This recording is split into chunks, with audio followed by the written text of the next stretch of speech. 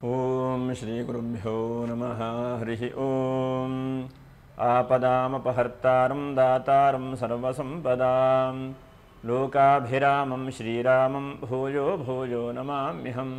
ಆತ್ಮೀಯ ಪ್ರಿಯ ಪ್ರೇಕ್ಷಕ ಮಿತ್ರರೇ, ವಿಶೇಷವಾಗಿ ಫೆಬ್ರವರಿ ತಿಂಗಳಲ್ಲಿ ಧನುರಾಶಿಯವರಿಗೆ ಹೇಗಿದೆ ಎಂಬಂತಹ ಎಲ್ಲ ವಿಷಯಗಳನ್ನು ಕೂಡ ನಾವು ತಿಳ್ಕೊಳ್ಳೋಣ. ಇದು ಹೇಳುವಂಥದ್ದು ಇದು ಗೋಚಾರ ಫಲ ಅಂಥೇಳಿ ನಿಮ್ಮ ಜಾತಕದ ಮೇಲೆ ದಶಾಭುಕ್ತಿಗಳ ಮೇಲೆ ಒಂದು ವ್ಯತ್ಯಾಸವೂ ಕೂಡ ಇರಬಹುದು. ಯಾಕಂದರೆ ನಿಮ್ಮ ಜಾತಕ ಹೇಗಿದೆ ಅಂಥೇಳಿ ನಮ್ಗೆ ಗೊತ್ತಿರೋದಿಲ್ಲ. ಗೋಚಾರದಲ್ಲಿ ಒಂದೊಂದು ತಿಂಗಳಲ್ಲಿ ಗ್ರಹ ಸ್ಥಿತಿಯನ್ನು ನೋಡಿ ಹೇಳುವಂಥ ಒಂದು ಪ್ರಯತ್ನ ಮಾಡ್ತೇವೆ. ನಿಮ್ಮ ರಾಶಿಯಿಂದ ತೃತೀಯ ರಾಶಿಯಲ್ಲಿ ಶನಿ ಮತ್ತು ರವಿ, ಚತುರ್ಥ ರಾಶಿಯಲ್ಲಿ ಶುಕ್ರ ರಾಹು ಬುಧನ ಜೊತೆಗೆ, ಇನ್ನು ವಕ್ರವಾದಂತಹ ಗುರು ಪಂಚಮದಲ್ಲಿ, ಷಷ್ಠ ರಾಶಿಯಲ್ಲಿ ಯಾರೆಲ್ಲ ಸಪ್ತಮ ರಾಶಿಯಲ್ಲಿ ಕುಜ, ಇದು ಬಹಳ ಒಳ್ಳೆಯದಾದಂಥದ್ದು. ಇನ್ನು ದಶಮ ರಾಶಿಯಲ್ಲಿ ಕೇತು. ಹೀಗೆಲ್ಲ ಒಂದು ಗ್ರಹಸ್ಥಿತಿ ಇದೆ ನೋಡಿ. ಮೂಲ ನಕ್ಷತ್ರ 1, 2, 3, 4ನೇ ಪಾದ, ಹಾಗೆ ಪೂರ್ವಾಷಾಢ ನಕ್ಷತ್ರ 1, 2, 3, 4ನೇ ಪಾದ, ಉತ್ತರಾಷಾಢ 1ನೇ ಪಾದ, ನಕ್ಷತ್ರ 1ನೇ ಪಾದ. ನೀವು ವಿಡಿಯೋ ಮುಗಿವರೆಗೂ ಕೂಡ ನೀವು ನೋಡ್ತಾ ಇರಿ.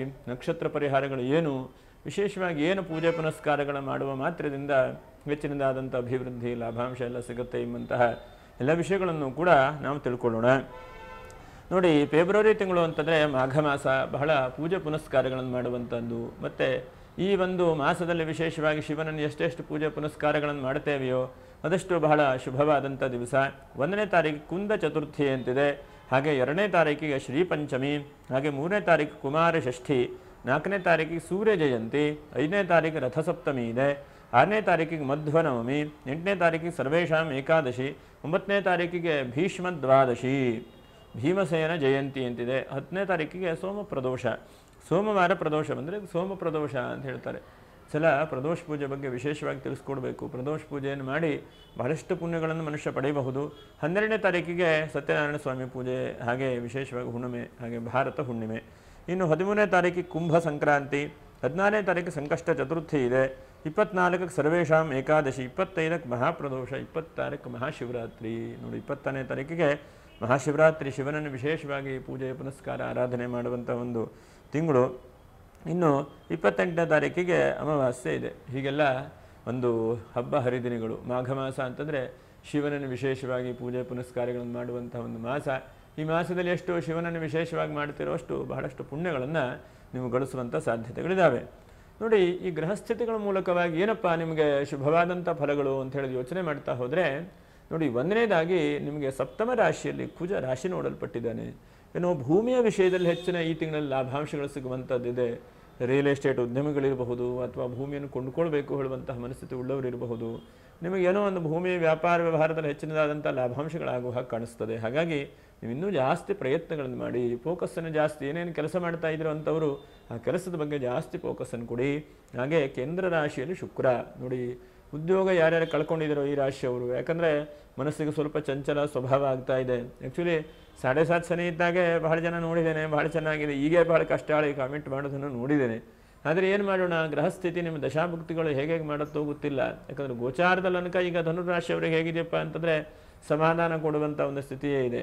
ಗೋಚಾರದಲ್ಲಿ ಅಂತಹ ಅರಿಷ್ಟಗಳು ಯಾವುದೂ ನಿಮಗೆ ಕಾಣಿಸೋದಿಲ್ಲ. ಅಂಥ ಅರಿಷ್ಟಗಳಾಗಲಿ, ಅಂತಹ ಸಮಸ್ಯೆಗಳಾಗಲಿ ಗೋಚಾರದಲ್ಲಿ ನೋಡಲಿಕ್ಕೆ ಹೋದರೆ ಯಾವುದೂ ಅಂತಹ ಅಷ್ಟೊಂದು ಕಠಿಣವಾದಂಥ ಗ್ರಹಸ್ಥಿತಿ ಇಲ್ಲ. ಹಾಗೋ ಮನಸ್ಥಿತಿ ನೋಡ್ಲಿಕ್ಕೆ ಹೋದ್ರೆ ಮನಸ್ಥಿತಿ ಬಹಳ ಜನರದ್ದು ನೋಡ್ಲಿಕ್ಕೆ ಹೋದ್ರೆ ಧನುರಾಶಿದು ಬಹಳ ಟೆನ್ಷನ್ ಹಾಕ್ಕೊಂಡಿರುವಂಥದ್ದು, ಬಹಳ ಯೋಚನೆಗಳಾಗ್ತಾ ಇರುವಂಥದ್ದು, ಮತ್ತು ಜೋಬಲ್ ದುಡ್ಡೇ ಇಲ್ಲ ಅಂಥೇಳಿ ಚಿಂತೆ ಮಾಡ್ತಾ ಇರುವಂಥದ್ದು ಆಗ್ತಾ ಇದೆ. ಭಗವಂತ ಕೊಟ್ಟು ನೋಡ್ತಾನೆ, ಕೊಡೋದನ್ನು ನೋಡ್ತಾನೆ. ಯಾಕಂದರೆ ನಿಮಗೆ ಬಹಳ ಮಟ್ಟಿಗೆ ಭಗವಂತ ಹಿಂದೆ ಅನುಗ್ರಹ ಮಾಡಿದ್ದಾನೆ. ಯಾವ್ಯಾವುದೋ ಲೆವೆಲಿಗೆ ನೀವು ಹೋಗಿದ್ದೀರಿ, 10 ಜನ ಕೆಲಸ ಮಾಡಿ ಕೊಟ್ಟಿದ್ದೀರಿ. ಗಾಳಿ ಹೇಳುವಂಥದ್ದು ಒಂದು ಸಲ ಜಾಸ್ತಿ ಬೀಸುತ್ತೆ, ಒಂದು ಸಲ ಕಡಿಮೆ ಬೀಸುತ್ತೆ. ಹಾಗಂತೇಳಿ ಗಾಳಿ ಹೀಗೆ ಹೇಳುವಂಥ ತೀರ್ಮಾನವನ್ನು ನಾವೆಲ್ಲ ಮಾಡಬಾರದು. ಏನು ಪ್ರಯತ್ನದಲ್ಲಿ ಒಳ್ಳೆಯ ಕೆಲಸ ಕಾರ್ಯಗಳನ್ನು ಮಾಡ್ತಾ ಹೋಗಬೇಕು. ಮಿಕ್ಕಿದ ದೈವಾನುಗ್ರಹ ಪರಮಾತ್ಮನ ಮೇಲೆ ಸಂಪೂರ್ಣ ಭಾರ ಹಾಕಿ ಪ್ರಯತ್ನ ಮಾಡಬೇಕು. ಯಾಕಂದರೆ ಈ ರಾಶಿಯವರಿಗೆ ಸದ್ಯಕ್ಕೆ ಸುಮಾರು ಜನರ ಜಾತಕಗಳನ್ನು ಪರಿಶೀಲನೆ ಮಾಡಿದಾಗ ಏನಪ್ಪ ಗೋಚಾರದಲ್ಲಿ ಇಷ್ಟೆಲ್ಲ ಬಹಳ ಚೆನ್ನಾಗಿದೆ, ಏನಪ್ಪ ಇವರು ಇಷ್ಟೆಲ್ಲ ಒತ್ತಡ ಪಡ್ತಾ ಇದ್ದಾರೆ ಅಂಥೇಳಿ ಅನಿಸಿತ್ತು. ಹಾಗೆ ನಿಮ್ಮಲ್ಲೂ ಕೂಡ ಕೆಲವು ಜನರದ್ದು ಇರಬಹುದೇನೋ ಅಂಥೇಳಿ ಈ ವಿಷಯಗಳನ್ನು ಕೂಡ ಪ್ರಸ್ತಾಪ ಮಾಡಿದೆ. ಹಾಗಾಗಿ ಇವತ್ತಿನ ನಾಳೆಗೆ ಸರಿ ಹೋಗುವಂಥ ಚಾನ್ಸಸ್ಸೇ ಜಾಸ್ತಿ ಇದೆ. ಹಾಗಾಗಿ ಸಕಾರಾತ್ಮಕವಾದಂಥ ಚಿಂತನೆಗಳನ್ನು ಮಾಡಿಕೊಂಡು ಮನಸ್ಸನ್ನು ಧೈರ್ಯದ ಕಡೆ ಕರ್ಕೊಂಡು ಮುಂದೆ ಕೆಲಸದ ಕಡೆ ಜಾಸ್ತಿ ಫೋಕಸ್ಸನ್ನು ಮಾಡ್ತಾ ಹೋಗಿ. ಕೆಲಸ ಬರ್ತಾ ಇಲ್ಲ, ಕೆಲಸ ಇಲ್ಲ ಅಂತೇಳಿ ಯೋಚನೆ ಮಾಡಲಿಕ್ಕೆ ಹೋಗಬೇಡಿ. ಕೆಲಸ ಹೇಳುವಂಥ ನಾವು ಮಾಡ್ತಾ ಮಾಡ್ತಾ ಕುಣಿತಾ ಆಟವಂತೆ. ಹಾಗೆ ಯಾವುದಾದ್ರು ಕೆಲಸ ಶುರು ಮಾಡಬೇಕು ಅಂತಂದರೆ ಅದು ಫಸ್ಟ್ ಅದು ಏನೂ ಇರುವುದಿಲ್ಲ, ಜೀರೋ ಇರ್ತದೆ. ಅದನ್ನು ಹೋಗಿ ನೀವು ನೋಡಿ, ಯಾವೊಂದು ಅಂಗಡಿ ಹಾಕಿ ನೀವು ಅಲ್ಲೇನೂ ಬಿಸ್ನೆಸ್ ಇರೋದಿಲ್ಲ. ಅಂಗಡಿ ಹಾಕಿ ಅಲ್ಲಿ ಕೂತ್ಕೊಂಡು ಗ್ರಾಹಕರಿಗೆ ವಿಷಯಗಳನ್ನು ಹೇಳಿ ಪ್ರಾಮಾಣಿಕವಾದಂಥ ಪ್ರಯತ್ನವನ್ನು ಮಾಡಿ ಆದಷ್ಟು ಕಡಿಮೆ ಬೆಲೆಯಲ್ಲಿ ಕೊಟ್ಟು ಅನಂತರದಲ್ಲಿ ನೂರಾರು ಗ್ರಾಹಕರು ಸಾವಿರಾರು ಗ್ರಾಹಕರು ಆಗ್ತಾರೆ. ಪ್ರತಿಯೊಂದಕ್ಕೂ ಕೂಡ ಒಂದೇ ದಿವಸಕ್ಕೆ ಹೋದ ತಕ್ಷಣವೇ ಬಿಸ್ನೆಸ್ಸು ಆಗೋದಿಲ್ಲ, ಯಾವ ಕಂಪ್ನಿಯೂ ಕೂಡ ನಡೆಯುವುದಿಲ್ಲ. ಯಾಕಂತೇಳಿ ಅಲ್ಲಿ ಬಿಸ್ನೆಸ್ ಇಲ್ಲ ಹೇಳುವಂಥ ಅರ್ಥ ಅಲ್ಲ. ಹಾಗಾಗಿ ಮನುಷ್ಯ ಪ್ರಯತ್ನಗಳನ್ನು ಜಾಸ್ತಿ ಮಾಡಬೇಕು ಅಂತೇಳಿ ಹೇಳ್ತೇನೆ. ಇನ್ನು 3ನೇ ರಾಶಿಯಲ್ಲಿ ಶನಿ ಮತ್ತು ರವಿ, ನಿಮ್ಮ ಕುಟುಂಬದ ಸದಸ್ಯರಿಂದ ಸ್ವಲ್ಪ ಅನುಕೂಲತೆಗಳು ಕಾಣುತ್ತದೆ ಈ ತಿಂಗಳಲ್ಲಿ. ಅವರೇನೋ ನಿಮ್ಗೆ ಹೆಲ್ಪ್ ಮಾಡಬಹುದು, ಅಥವಾ ಸ್ವಲ್ಪ ಪ್ರಯಾಣ ಆಗಬಹುದು ನಿಮ್ಮ ಜೊತೆಗಿರುವಂತಹ ವ್ಯಕ್ತಿಗಳ ಜೊತೆಗೆ, ಅಥವಾ ನಿಮ್ಮ ಸ್ನೇಹಿತರು ಯಾರ್ಯಾರಿದ್ದಾರೆ ಅವ್ರ ಜೊತೆಗೆಲ್ಲ ಒಂದು ಕಡೆಗೆ ಪ್ರಯಾಣಕ್ಕೆ ಹೋಗ್ತೀರಿ, ಮನಸ್ಸು ಸಮಾಧಾನ ಆಗುತ್ತೆ, ಎಲ್ಲೋ ಒಂದು ಕಡೆ ಖುಷಿ ಸಂತೋಷ ಸಿಗುವಂಥ ಚಾನ್ಸಸ್ ಇದೆ. ಹಾಗೆ ಚತುರ್ಥ ರಾಶಿಯ ರಾಹು ನೋಡಿ, ನಿಮಗೆ ಈ ತಿಂಗಳಲ್ಲಿ ಸ್ವಲ್ಪ ವಿದೇಶದಿಂದ ಹಣ ಬರುವಂಥದ್ದು, ಕಬ್ಬಿಣದಿಂದ ಹಣ ಬರುವಂಥದ್ದು, ಮತ್ತು ನೀರಿನ ಲಿಕ್ವಿಡ್ ಏನಾದ್ರು ವ್ಯವಹಾರ ಮಾಡ್ತಾ ಇದ್ರೆ ಹಣ ಬರುವಂಥದ್ದು, ಭೂಮಿಯಿಂದ ಹಣ ಬರುವಂಥದ್ದು ಸ್ವಲ್ಪ ಜಾಸ್ತಿ ಆಗಬಹುದು. ಮತ್ತೆಲ್ಲೋ ಒಂದು ಕಡೆಗೆ ಭೂಮಿ ಇಟ್ಟಿದ್ದೇನೆ, ಇದು ಮಾರಾಟ ಆಗ್ತಾ ಇಲ್ಲ, ಯಾಕೋ ವ್ಯವಹಾರ ಆಗ್ತಾ ಇಲ್ಲ ಅಂತಂದರೆ ಆ ಭೂಮಿಯೆಲ್ಲ ಒಂದು ಹಣಕ್ಕೆ ಬರೋ ಹಾಗೆ ಚಾನ್ಸಸ್ ಕಾಣುತ್ತೆ. ಎಷ್ಟೋ ಸಲ ನಾವು ಯೋಚನೆ ಮಾಡ್ತಾ ಇರ್ತೇವೆ, ಹಣಕಾಸೇ ಬರೋದಿಲ್ಲಪ್ಪ, ಏನು ಮಾಡಿದ್ರು ಯೋಚನೆ ಮಾಡ್ತಾ ಇರ್ತೇವೆ, ಇದೊಂದು ಸೈಟ್ ಸೇಲ್ ಮಾಡಿಬಿಟ್ರೆ ಮಗಳಿಗೆ ಮದುವೆ ಮಾಡ್ಬೋದಾಗಿತ್ತಲ್ಲ, ಅಥವಾ ಮಗ ತುಂಬ ಓದ್ತಾ ಇದ್ದಾನೆ, ಏನು ಕೈಯಲ್ಲಿ ದುಡ್ಡೇ ಇಲ್ಲಲ್ಲ, ಏನು ಮಾಡಲಿ ಅಂಥೇಳಿ ಅನ್ನಿಸ್ತಾ ಇರುತ್ತೆ. ಆವಾಗ ಈ ಸಮಯದಲ್ಲಿ ನಿಮ್ಗೆ ಅಂತಹ ಅವಕಾಶಗಳು ಸಿಗುತ್ತೆ ಸೇಲ್ ಆಗುವಂಥದ್ದು. ನೋಡಿ, ಕುಜ ರಾಶಿಯನ್ನು ನೋಡ್ತಾ ಇದ್ದಾನೆ, ಹಾಗಾಗಿ ಭೂಮಿಯಿಂದ ಅನುಕೂಲ ಇರುತ್ತೆ.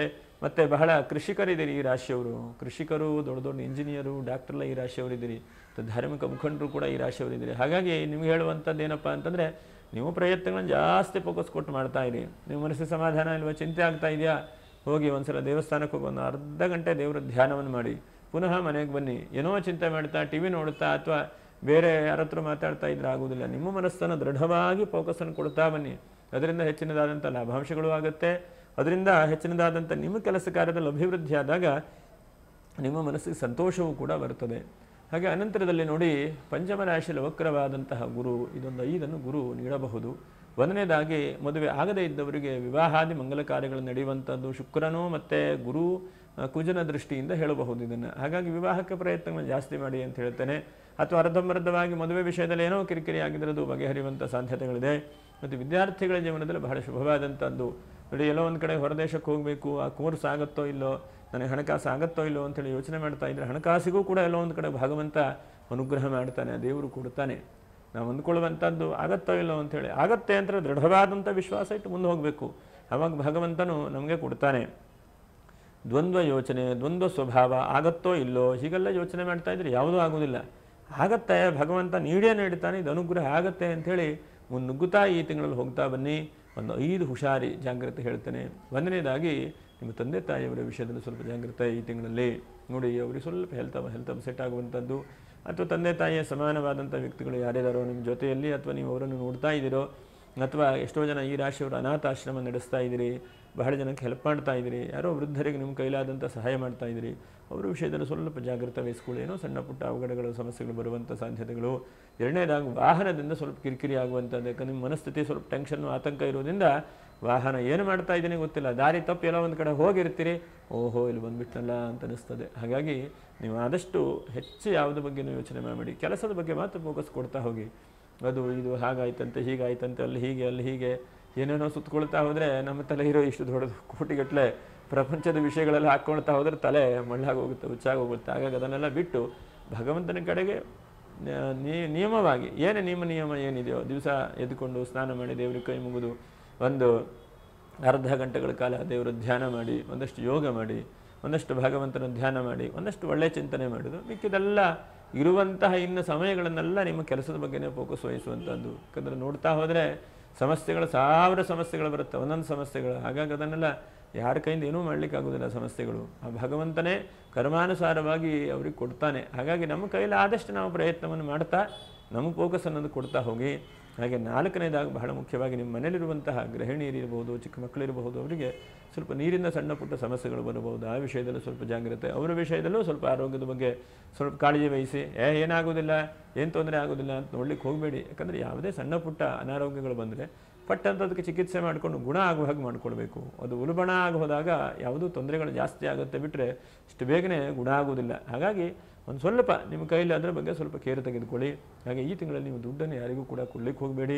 ಮತ್ತು ಎಲ್ಲ ಸಹಿ ಆಗ್ತೀರೋ, ಎಲ್ಲ ಅಗ್ರಿಮೆಂಟ್ ಮಾಡ್ತೀರೋ, ಏನೇನು ಕೆಲಸ ಮಾಡ್ತೀರೋ ಅದ್ರ ಬಗ್ಗೆ ತುಂಬ ಹುಷಾರಿಕೆಯಿಂದ ವಹಿಸಿ ನೀವು. ಹಾಗೆ ಯಾವುದೋ ಒಂದು ಬಾಡಿಗೆ ಕೊಡುವಂತಹ ಜಾಗ ಯಾರಿಗೋ ಒಂದು ಕೊಡಬೇಕು ಮಾಡಲಿಕ್ಕೆ ಹೋಗಬೇಡಿ. ಆ ವ್ಯಕ್ತಿ ಲಾಂಗ್ ಟೈಮ್ನ ನಡ್ಕೊಂಡು ಹೋಗ್ತಾನೋ, ಅನುಕೂಲ ಮಾಡ್ತಾನೋ ಅಥವಾ ಹೇಗೆ ಅಂಥೇಳಿ ನೋಡ್ಕೊಳ್ಳಿ. ಯಾಕಂದರೆ ಇವತ್ತೆಲ್ಲ ಇಂಟರ್ನೆಟ್ ಯುಗ ಆದದ್ರಿಂದ ಯಾರು ಹೇಗೆ ಏನು ವ್ಯತ್ಯಾಸ ಗೊತ್ತಾಗೋದಿಲ್ಲ. ಹಾಗಿದ್ದಾಗೂ ಕೂಡ ಅಲ್ಪ ಸ್ವಲ್ಪ ನಿಮಗೆ ಯಾವುದೋ ಒಂದು ಸಿಕ್ತ್ ಸೆನ್ಸ್ ಅಂತ ಹೇಳ್ತಾರಲ್ಲ, ಭಗವಂತ ಏನೋ ಒಂದು ತಿಳುವಳಿಕೆ ಕೊಟ್ಟಿದ್ದಾನಲ್ವ, ಅದರಲ್ಲಿ ಸ್ವಲ್ಪ ಯೋಚನೆ ಮಾಡಿ ದಿವಸ 2 ದಿವಸ ಸಮಯ ತೆಗೆದುಕೊಳ್ಳಿ. ಅದಕ್ಕೆ ಒಬ್ಬರು ಇನ್ವೆಸ್ಟ್ಮೆಂಟ್ ಮಾಡೋರು ಹೇಳ್ತಾರೆ, ಖರ್ಚು ಮಾಡುವಾಗ 1 ದಿವಸ 2 ದಿವಸ ಬಿಟ್ಟು ಖರ್ಚು ಮಾಡಬೇಕಂತೆ. ಆವಾಗ ನಮಗೆ ಅದಕ್ಕೆ ಅಷ್ಟು ಖರ್ಚು ಮಾಡಬೇಕೋ ಬೇಡವೋ ಅಂತೇಳಿ ನಮ್ಮ ತೀರ್ಮಾನ ಆಗಿಬಿಡುತ್ತಂತೆ. ತರಾತುರಿಯಲ್ಲೂ ಹೋಗಿದ್ರೆ ಅಂಗಡಿಗೆ ಒಂದೇ ತೆಗೆದುಕೊಂಡ್ಬಂದುಬಿಡ್ತೇವೆ, 2 ದಿವಸ ಬಿಟ್ಟಾಗ ಅದು ಅವಶ್ಯಕತೆ ಎಷ್ಟಿದೆ ಅಷ್ಟನ್ನು ನೋಡಬೇಕಂತೆ. ಹಾಗೆ ನೀವು ತಣ್ಣೀರನ್ನು ತಣಿಸಿಕೊಡುವಂತಹ ಪ್ರಯತ್ನವನ್ನು ಮಾಡಬೇಕು. ಯಾಕಂದರೆ ತಣ್ಣೀರು ತಣಿಸಿಕೊಡಬೇಕು ಅಂದರೆ ತಣ್ಣಾಗಿರುತ್ತದೆ ಏನು ಅಂತಂದರೆ ಅಷ್ಟು ಯೋಚನೆ ಶಕ್ತಿಗಳಿಗೆ ಅವಕಾಶ ಕೊಡಿ. ಯಾಕಂದರೆ ತರಾತುರಿಯ ಅವಸ್ಥೆ ಮತ್ತು ತೀರ್ಮಾನಗಳು ತೊಂದರೆ ಕೊಟ್ಟು ಬಿಡುತ್ತೆ ಮನುಷ್ಯನಿಗೆ ಹೇಳುವಂಥದ್ದು. ಅನಂತರದಲ್ಲಿ ಅಲ್ಪ ಸ್ವಲ್ಪ ಏನೋ ಆರ್ಥಿಕವಾಗೇನೋ ಅನುಕೂಲ ಆಗುತ್ತೆ. ಧನಾಧಿಪತಿಯಾದಂಥ ಶನಿ ರವಿ ಜೊತೆಗಿದ್ದಾನೆ, ಇಲ್ಲ ಗೌರ್ಮೆಂಟಿಂದ ಅನುಕೂಲ ಆಗುವಂಥದ್ದು, ಹಳೆಯ ಸ್ನೇಹಿತರು ಪುನಃ ಬಂದು ಸೇರುವಂಥದ್ದು, ಅಥವಾ ಯಾವುದೋ ಅನಿರೀಕ್ಷಿತವಾದಂಥ ವ್ಯಕ್ತಿಗಳಿಂದ ಧನಾಗಮನ ಆಗುವಂಥದ್ದು, ಮತ್ತು ಆ ಸ್ನೇಹಿತರು ನಿಮಗೆ ಒಳ್ಳೆಯದನ್ನು ಹೇಳುವಂಥದ್ದು. ತೃತೀಯ ಸ್ಥಾನದಲ್ಲಿ ರವಿ ಮತ್ತು ಶನಿ, ಆ ಸೋದರರು ಭ್ರಾತೃ ಇವರೆಲ್ಲ ನಿಮಗೆ ಈ ತಿಂಗಳು ಸ್ವಲ್ಪ ಹೆಲ್ಪ್ ಮಾಡ್ತಾರೆ. ಏನೋ ಒಂದು ನಿಮಗೆ ಒಳ್ಳೆಯದು ಮಾಡೋದು, ಏನೋ ಒಂದು ಖುಷಿ ಕೊಡುವಂಥದ್ದು. ಯಾಕಂದರೆ ನೀವು ಒಬ್ಬರೇ ಕೂತ್ಕೊಂಡಿದ್ದಾಗ ಚಿಂತೆ ಜಾಸ್ತಿ ಆಗ್ತದೆ. ಆ ಚಿಂತೆಗಳನ್ನು ಪರಿಹಾರ ಮಾಡಲಿಕ್ಕೆ ಯಾರೊಬ್ಬರು ನಿಮ್ಮ ಕುಟುಂಬದವರು, ನಿಮ್ಮ ಹೆಂಡತಿಯೋ ಅಥವಾ ಹೆಂಡತಿ ಇದ್ದರೆ ಗಂಡನೋ ಅಥವಾ ಯಾವುದೋ ಒಂದು ವ್ಯಕ್ತಿಯೋ ನಿಮಗೆ ಈ ತಿಂಗಳಲ್ಲಿ ಸಿಗ್ತಾರೆ, ಒಳ್ಳೆಯ ಜನ ಸಿಗ್ತಾರೆ. ಹಾಗಾಗಿ ಏನು ಚಿಂತೆ ಮಾಡೋದು ಬೇಡ. ನೋಡಿ, ಎಷ್ಟೋ ಸಲ ನಾವು ದುಃಖದಲ್ಲಿ ಚಿಂತೆಯಲ್ಲಿ ಹೋಗ್ತಾ ಇರ್ತೇವೆ, ಬಸ್ಸಲ್ಲಿರಬಹುದು, ಫ್ಲೈಟಲ್ಲಿರಬಹುದು, ಟ್ರೈನಲ್ಲಿರಬಹುದು.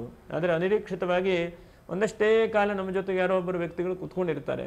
ಅವರು ಅಷ್ಟೇ ಹೊತ್ತಿಗೆ ಕ್ಲೀನಾಗಿ ಮಾತಾಡ್ತಾರೆ, ವಿಶ್ವಾಸ ತೆಗೆದುಕೊಳ್ತಾರೆ, ನಂಬರು ಕೊಟ್ಟಿರ್ತಾರೆ. ಕೊನೆಗೆ ಎಷ್ಟೋ ವರ್ಷ ಇರುತ್ತೆ, ಕೊನೆ ನಮ್ಮ ಸಮಯದಲ್ಲಿ ಮಾತಾಡಲಿಕ್ಕೆ ಆಗದೇ ಇರಬಹುದು. ಆದರೆ ಆ ಒಂದು ಸಮಯ ಆದರೂ ನಮ್ಮ ಮನಸ್ಸಿಗೆ ಖುಷಿ ಸಂತೋಷ ಕೊಡುತ್ತೆ ಅಲ್ವಾ. ಅದೇ ತರಹ ಈ ಮನುಷ್ಯನ ಜೀವನವೂ ಅಷ್ಟು ಅಂಥೇಳಿ ಯೋಚನೆ ಮಾಡ್ತಾ ಆದಷ್ಟು ಟ್ರೈನ್ ಹತ್ತಿದ್ದೇವೆ, ಹತ್ಕೊಂಡು ಇಳಿವರೆಗೆ ಆದಷ್ಟು ಮನಸ್ಸಿಗೆ ಸಮಾಧಾನ ತೆಗೆದುಕೊಂಡು ಧೈರ್ಯ ತೆಗೆದುಕೊಂಡು ಹೋಗುವಂಥ ಪ್ರಯತ್ನವನ್ನು ಮಾಡ್ತಾ, ಅನಿರೀಕ್ಷಿತವಾದಂಥ ಧನಾಗಮ ಆಗತ್ತೆ ಹೇಳಿ ಪ್ರಯತ್ನಗಳನ್ನು ಮಾಡ್ತಾ, ಮತ್ತು ಎಲ್ಲೆಲ್ಲಿ ನೀವು ಕಂಪನಿಯನ್ನು ಮಾಡಬೇಕು, ಏನೇನು ಪ್ಲ್ಯಾನ್ ಮಾಡಬೇಕು ಅನ್ನೋದನ್ನು ಈ ತಿಂಗಳಲ್ಲೇ ಸ್ವಲ್ಪ ತೀರ್ಮಾನ ಮಾಡಿ. 2ನೇ ತಿಂಗಳಾದ್ದರಿಂದ ನಿಮ್ಮ ನಿಧಾನ ಅಶಷ್ಟಾಗಿ ಹಂತವಾಗಿ ಅನುಕೂಲತೆಗಳನ್ನು ಆ ಭಗವಂತ ನೀಡ್ತಾನೆ. ಒಂದೇ ಸಲ ಓವರಾಗಿ ಆಗದೇ ಇರಬಹುದು, ಆದರೂ ಭಗವಂತ ನಿಮ್ಮ ಹಿಂದೆ ಇದ್ದಾನೆ. ಅವನು ಭಗವಂತ ಕೈ ಬಿಡೋದಿಲ್ಲ. ಉದ್ಯೋಗ ಕಳ್ಕೊಂಡವ್ರಿಗೆ ಉದ್ಯೋಗ, ಆರ್ಥಿಕವಾಗಿ ಸಮಸ್ಯೆ ಆದಂಥದ್ದು ಆರ್ಥಿಕ ಕೊಡುವಂಥದ್ದು, ಮತ್ತು ಕುಜನು ನಿಮ್ಮ ಸ್ವಲ್ಪ ಸಾಲಗಿಲ್ಲ ತೀರಿಸಲಿಕ್ಕೆ ಅನುಕೂಲ ಕೊಡುವಂಥದ್ದು, ನಿಮ್ಮ ಕುಟುಂಬದಿಂದ ಅಭಿವೃದ್ಧಿ ಆಗುವಂತಹ ಎಲ್ಲ ಅವಕಾಶಗಳನ್ನು ಕೂಡ ಭಗವಂತ ನೀಡ್ತಾನೆ. ಇನ್ನು ನಕ್ಷತ್ರ ಪರಿಹಾರಗಳೇನು? ಒಂದು ಮೂಲ ನಕ್ಷತ್ರದ ರಥಸಪ್ತಮಿ ಇದೆ. ರಥಸಪ್ತಮಿ ದಿವಸ ಎಷ್ಟು ಸಾಧ್ಯ ಆಗುತ್ತೋ 5ನೇ ತಾರೀಕಿಗೆ ಆದಿತ್ಯ ಹೃದಯ ಪಾರಾಯಣೆಯನ್ನು ಮಾಡಿ, ಈಶ್ವರ ಅಥವಾ ಎಷ್ಟಾಗುತ್ತೋ ಅಷ್ಟು ಸೂರ್ಯನ ದೇವಸ್ಥಾನ ಇದ್ರೂ ಹೋಗಿ ನಮಸ್ಕಾರ ಮಾಡಿ ಪ್ರಾರ್ಥನೆ ಮಾಡೋದ್ರಿಂದ ಬಹಳ ಶುಭವಾಗ್ತದೆ. ಇನ್ನು 26ನೇ ತಾರೀಕಿಗೆ ಮಹಾಶಿವರಾತ್ರಿ ಇದೆ. ಪೂರ್ವಾಷಾಢ ನಕ್ಷತ್ರ. ನಿಮ್ಗೆ ಎಷ್ಟಾಗುತ್ತೋ ಅಷ್ಟು ಓಂ ನಮಃ ಶಿವಾಯ, ಓಂ ನಮಃ ಶಿವಾಯ, ಓಂ ನಮಃ ಶಿವಾಯ ಶಿವನನ್ನು ಜಪ ಮಾಡಿ, ಶಿವನನ್ನು ಧ್ಯಾನ ಮಾಡಿ, ಶಿವನಿಗೆ ಎಲ್ಲವನ್ನು ಕೂಡ ಸಮರ್ಪಣೆ ಮಾಡುವಂತಹ ಒಂದು ಭಕ್ತಿ ಭಾವನೆಯನ್ನು ಶಿವನಿಗೆ ಕೂಡ, ಶಿವನ ಎಲ್ಲವನ್ನು ಕೂಡ ನಿಮ್ಮ ಅನುಗ್ರಹ ಮಾಡ್ತಾನೆ. ಇನ್ನು ಉತ್ತರಾಷಾಢ ನಕ್ಷತ್ರ 1ನೇ ಪಾದ. ನೀವೇನು ಮಾಡಬೇಕಪ್ಪ ಅಂತಂದರೆ 28 ದಿವಸಗಳ ಕಾಲ ಎಷ್ಟಾಗತ್ತೋ ಅಷ್ಟು ಮೌನ ವ್ರತದಿಂದ ಭಗವಂತನನ್ನು ಮಾನಸಿಕವಾಗಿ ಚಿಂತನೆ ಮಾಡಿ. ಇದು ಸ್ವಲ್ಪ ಕಷ್ಟ ಆಗಬಹುದು ನೋಡಿ. ದಿವಸಕ್ಕೆ ಒಂದು ಗಂಟೆ ನೋಡಿ. ಇವತ್ತು 7ರಿಂದ 8 ಗಂಟೆ, ನಾಳೆಗೆ 8ರಿಂದ 9 ಗಂಟೆ, ನಾಡಿದ್ದು 9ರಿಂದ 10 ಗಂಟೆ, 10ರಿಂದ 11 ಗಂಟೆ. ಮೌನಿನಃ ಕಲಹಂ ನಾಸ್ತಿ ಎಂಬುದಾಗಿ ಒಂದು ಸುಭಾಷಿತ ಹೇಳ್ತದೆ. ಅಂದರೆ ಈ ತಿಂಗಳಲ್ಲಿ ನೀವು ಅದು 1 ಗಂಟೆಗಳ ಕಾಲ ಪ್ರತಿ ದಿವಸವೂ ಮಾಡಿ. ಯಾಕಂದರೆ 28 ದಿವಸ ಇದೆ, ನಮ್ಮಲ್ಲಿ 24 ಗಂಟೆ ಇದೆ. ರಾತ್ರಿ ಬಿಟ್ಟುಬಿಡಿ, ಮಿಕ್ಕಿದೆಲ್ಲ 1 ದಿವಸ 1 ಗಂಟೆ ಅಂತೇಳಿ ಯೋಚನೆ ಮಾಡ್ತಾ ಹೋಗಿ. ಸಾಮಾನ್ಯವಾಗಿ ಒಂದು 28 ದಿವಸಕ್ಕೆ ಹೊಂದಾಣಿಕೆ ಮಾಡಿಕೊಂಡು ಪ್ರತಿ ದಿವಸವೂ 1 ಗಂಟೆ ಮೌನವಾಗಿ ಆ ಈಶ್ವರನನ್ನು ಧ್ಯಾನ ಮಾಡಬೇಕು. ಹೇಗೆ ಧ್ಯಾನ ಮಾಡಬೇಕಪ್ಪ ಈಶ್ವರನ ಅಂತಂದರೆ, ಮಾನಸಿಕವಾದಂತಹ ರತ್ನೈ ಕಲ್ಪಿತಮಾಸನಂ ಹಿಮಜಲೈ ಸ್ನಾನಂಚ ದಿವ್ಯಾಂಬರಂ ನಾನಾ ರತ್ನ ವಿಭೂಷಿತಂ ಮೃಗಮದಾಮೋದಾಂಕಿತಂ ಚಂದನಂ ಜಾತಿ ಚಂಬಕ ಬಿಲ್ವಪತ್ರರಿತಂ ಪುಷ್ಪಂಚ ಧೂಪಂ ತಥಾ ದೀಪಂ ದೇವದಜಾನಿಧೆ ಪಶುಪತೆ ಹೃತ್ಕಲ್ಪಿತಂ ಗೃಹ್ಯತಾಂ ಎಂಬಂತಹ ಆ ಮಾನಸ ಪೂಜೆಯಿಂದ ಶಿವನನ್ನು ಭಕ್ತಿಯಿಂದ ಸ್ಮರಣೆ ಮಾಡಿಕೊಂಡು, ಭಕ್ತಿಯಿಂದ ಕಣ್ಣು ಮುಚ್ಚಿಕೊಂಡು 1 ಗಂಟೆ ನೀವು ಮಾಡ್ತಾ ಬನ್ನಿ. ಬಹಳ ಅಭಿವೃದ್ಧಿ ಆಗುತ್ತೆ. ನಿಮ್ಮ ಮನಸ್ಸಿನಲ್ಲಿ ಎಲ್ಲೋ ಒಂದು ಹೊಸತಾದಂತಹ ಯೋಚನೆಗಳು, ಅವಕಾಶಗಳು ಸಿಗುತ್ತೆ. ಇಂತಹ ಕೆಲಸ ಕಾರ್ಯಗಳನ್ನು ಮಾಡಿ ಭಗವಂತನ ಆಶೀರ್ವಾದ ಅನುಗ್ರಹವಾಗಲಿ, ಮಂಗಲವಾಗಲಿ ಅಂತ ಹೇಳ್ತಾ ಮತ್ತೆ ಮುಂದಿನ ವಿಡಿಯೋದಲ್ಲಿ ಮತ್ತೆ ಭೇಟಿ ಮಾಡೋಣ. ಯಾರು ಲೈಕ್ ಮಾಡಿಲ್ಲ ಅಂತವರು ಲೈಕ್ ಮಾಡಿ, ಒಂದು ಸಬ್ಸ್ಕ್ರೈಬ್ ಮಾಡಿ ಅಂತ ಹೇಳ್ತಾ ಮುಂದಿನ ವಿಡಿಯೋದಲ್ಲಿ ಭೇಟಿ ಮಾಡೋಣ. ಲೋಕಾ ಸಮಸ್ತ ಸುಖಿನೋ ಭವಂತು, ಸಮಸ್ತ ಸನ್ಮಂಗಲಾನಿ ಭವಂತು.